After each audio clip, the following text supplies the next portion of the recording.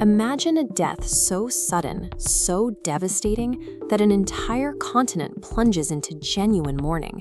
Flags lowered to half-mast, grown men weeping in the street. Now, what if the athlete they were crying over had 4 legs?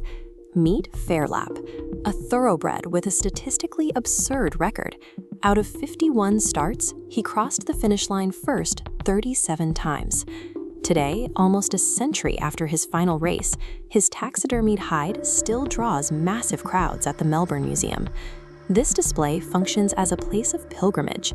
For many, it stands as a physical monument to a national identity forged during the country's hardest years. To understand why a horse mattered so much, we have to look at the streets of 1930s Australia.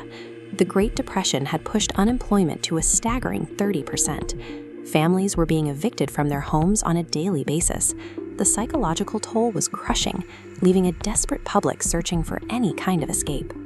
Every Saturday, working-class citizens would scrape together the few pennies they had left, pooling their hopes on the local horse races.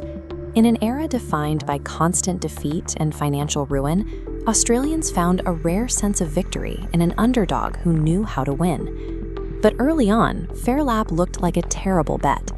Born in New Zealand in 1926, he was a gangly, awkward colt with a face covered in warts. When an American businessman bought him sight unseen for roughly $340, he was appalled by the creature that stepped off the boat. He immediately tried to sell the horse to cut his losses.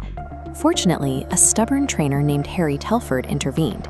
He begged for a chance to train the colt for free, taking only a share of any future winnings. The real turning point came in the stables.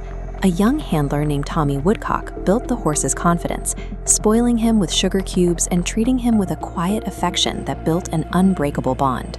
Phar debut was a disaster, finishing dead last.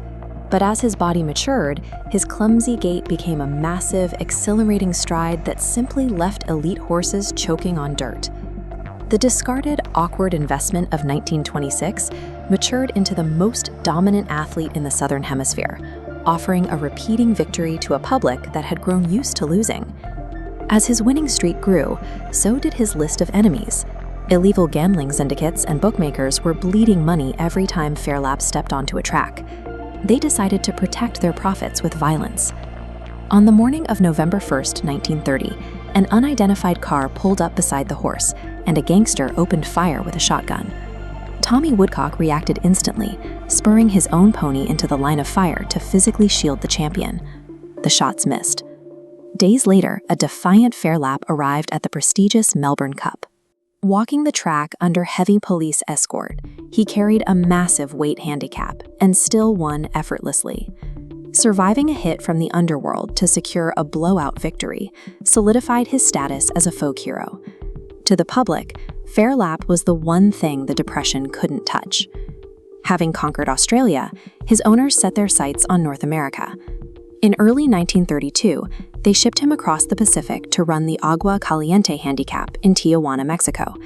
At the time, it was the richest race on the continent.